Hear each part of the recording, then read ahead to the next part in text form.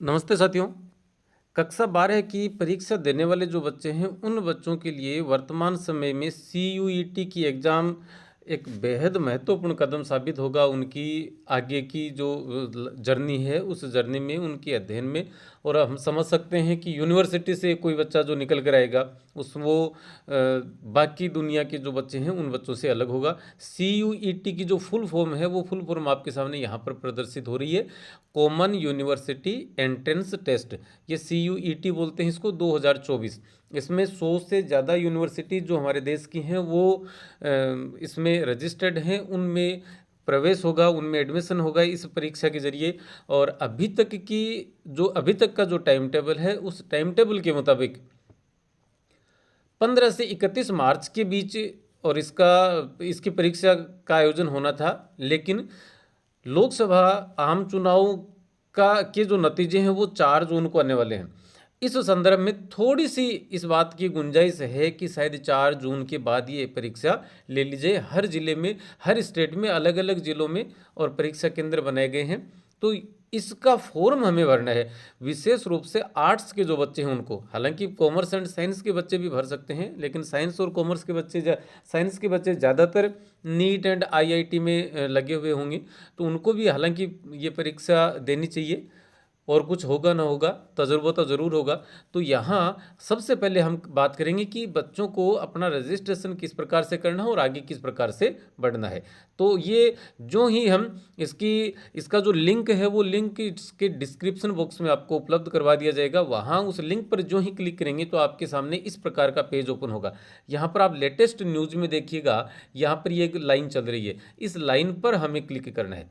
हमने इस लाइन पर क्लिक किया तो रजिस्ट्रेशन और लॉगिन के लिए यह पूछता है। अब यहाँ देखेंगे आप, सबसे पहले ये कहता है कि अप्लाई फॉर ऑनलाइन रजिस्ट्रेशन। यदि आपने रजिस्ट्रेशन नहीं किया है तो यहाँ से आप ऑनलाइन रजिस्ट्रेशन कर सकते हैं। उसके बाद में रजिस्ट्रेशन कर दिया। रजिस्ट्रेशन करने के बाद आपकी जो मेल आईडी आपने दी है उस मेल आईडी पर आपके पास एक मेल आएगा और उसमें आपके एप्लीकेशन नंबर होंगे। वो एप्लीकेशन नंबर यहाँ लगाने हैं, पासवर्ड आपको जनरेट करने होंगे वो लगाने हैं, और ये सिक्योरिटी पिन जो है वो यहाँ पर लगाना है और उसके बाद में हमें लॉगिन करना है। तो यहाँ सबसे पहले हमें क्या करना है, अप्लाई फॉर ऑनलाइन रजिस्ट्रेशन। इस अप्लाई फॉर ऑनलाइन रजिस्ट्रेशन के नीचे यहाँ देखेंगे आप एक हरी पट्टी में न्यू कैंडिडेट रजिस्ट्रेशन हियर, हमें यहाँ से नए बच्चे का और रजिस्ट्रेशन करना है। ये फीस आदि का ब्यौरा आपके सामने यहाँ पर आप देख सकते हैं दिया हुआ है। जनरल जो है अनरिजर्व्ड है उनके लिए 1,000 रुपये, SC ST PWD and third gender के लिए 800 रुपये, और सेंटर्स आउटसाइड ऑफ इंडिया जो भारत के बाहर के बच्चे हैं उनके लिए 4,500 रुपये, और फॉर ईच एडिशनल सब्जेक्ट के लिए 450, 400, 375, 350 और 1,800, इस प्रकार से ये आगे से आगे लगते रहेंगे। ये इसका पूरा का पूरा प्रोस्पेक्ट है, आप इसको पूरा ढंग से देख सकते हैं। देखने के बाद आपको यहाँ से इसको रजिस्ट्रेशन करना है। रजिस्ट्रेशन करने के लिए आप यहाँ पर एक चीज़ देख पा रहे हैं, ये आई हैव डाउनलोडेड, तो ये इन्फॉर्मेशन इत्यादि, इसको क्लिक करना है, click to here to proceed.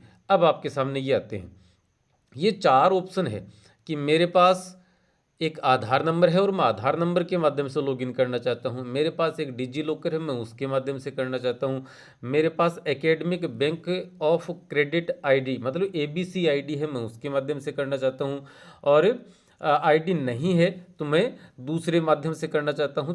जो भी आप पर लागू होता है उस पर आप क्लिक कर सकते हैं।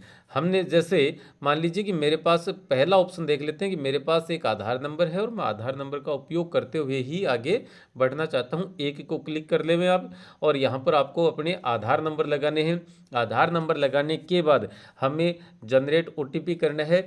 तो उस आधार नंबर से जुड़े हुए जो भी मोबाइल नंबर हैं उस मोबाइल नंबर पर एक OTP जाएगा। उसके बाद आपसे ये 10वीं क्लास कहाँ से, किस सत्र में पास की, 12वीं क्लास का क्या है, आपने पास कर चुके हैं या अपीयर हैं, वो तमाम चीज़ें ये पूछेगा। और उसके बाद हमारा रजिस्ट्रेशन हो जाएगा। जो ही रजिस्ट्रेशन होगा उसके बाद हमारे पास क्या हो जाएगा, हमारे पास ही, और हम ये कह सकते हैं कि एक एप्लीकेशन नंबर इसके जनरेट हो जाएंगे, और वो जनरेट करके उसके बाद हमें और आगे जाना है।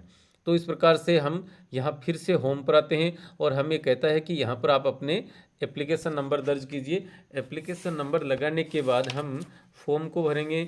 उस समय आपको 2-3 चीज़ों की ज़रूरत पड़ेगी। 2-3 चीज़ों में सबसे मुख्य है 10वीं कक्षा की मार्कशीट, आपके 12वीं क्लास के रोल नंबर, एक आपका फोटोग्राफ जो कि वाइट बैकग्राउंड पर हो, आपके सिग्नेचर स्कैन किए हुए, 200 KB तक की फ़ोटो चलेगी और 30 KB तक की आपके सिग्नेचर चलेंगे यहाँ पर। चलिए,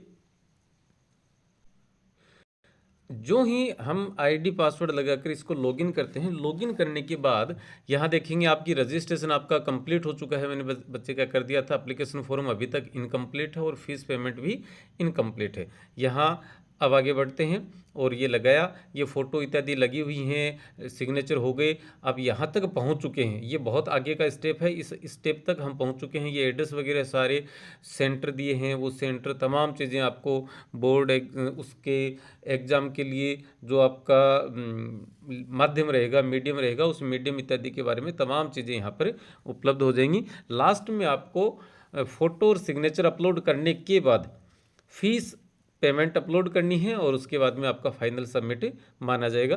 तो मैं गुजारिश करूंगा कि प्रत्येक बच्चे को ये फॉर्म ज़रूर भरना चाहिए, क्योंकि यूनिवर्सिटी में पढ़ने का जो आनंद है वो कुछ अलग है, जुदा किस्म का है और वो आनंद आपको आपकी ज़िंदगी में मिला है। हर एक माँ बाप की भी इच्छा होती है कि हम इन यूनिवर्सिटी में पढ़ नहीं पाए, शायद संचार के साधनों का अभाव था, कम्युनिकेशन गैप था, हमारे बीच में एक पीढ़ी का अंतराल था, तो हम तक वो जानकारियाँ पहुंच नहीं पाई थी कि ऐसे ऐसी यूनिवर्सिटी होती हैं और उनसे पढ़ना एक अपने आप में एक अलहदा अनुभव है।